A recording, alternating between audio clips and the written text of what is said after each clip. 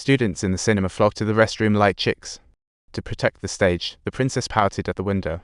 Zhengzhu grabbed a fire extinguisher and smashed it on the opponent's head. While other rebels joined the party, blood splattered everywhere. The stage protection was a mess. Injuries from 2 days ago left everyone in agony, and the school punished them. Back home, Zhengzhu assisted his father in wiping the body, growing angrier over his punishment.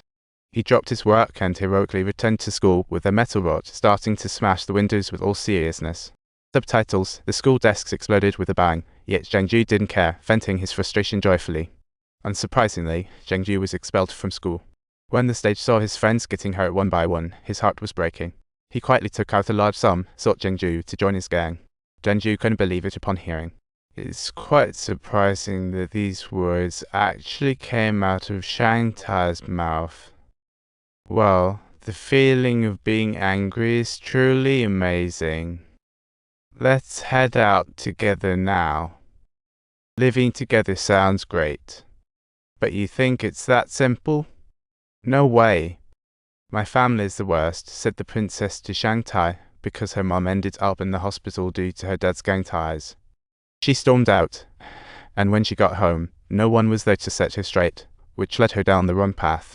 Even if she wanted to return to the right track, that was a fantasy. She envied Shangtai's nice family life. The princess believed she and Shangtai were inherently different, so they should take different paths. Time flies. 5 years later, the grown-up princess and Yoni, Shangtai finally reunited. 5 years changed a lot. Zhengzhu became the princess' wife. Yoni and Shangtai worked hard to become college students, while the former big brother princess suffered humiliation at school. He was still struggling under the torment of drugs, blaming his wife, while Shangtai was filled with regret. Shangtai, content with his status, was at a loss for words. When the princess found out they'd become college students, she was not only proud of them. College students in the 90s had surpassed ordinary people.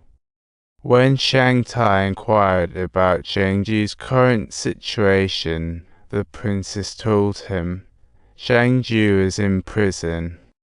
In just 5 years, the lives of the four had taken completely different paths.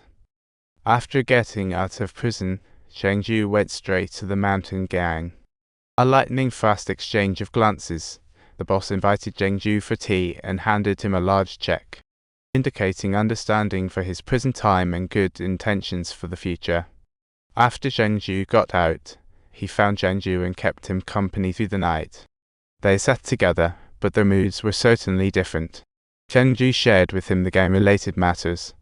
The mountain gang mainly made money through drugs. Zhengzhu recalled his own drug experiences and had to advise Zhengzhu, but Zhengzhu didn't want to hear it. Dongzhu from Icefield was totally unfazed.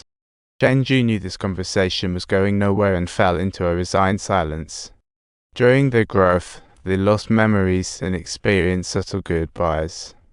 After Dongzhu's final handshake goodbye, the gang members of each side completely parted ways. Years later, several cars sped down the road, blocking Shang's way, and men jumped out of the vehicles, shouting, "My friend." The man who got out was indeed the princess.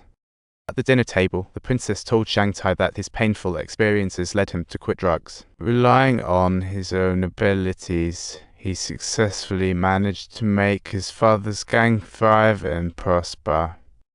Meanwhile, Zhengzhu was eloquently talking about his own experiences.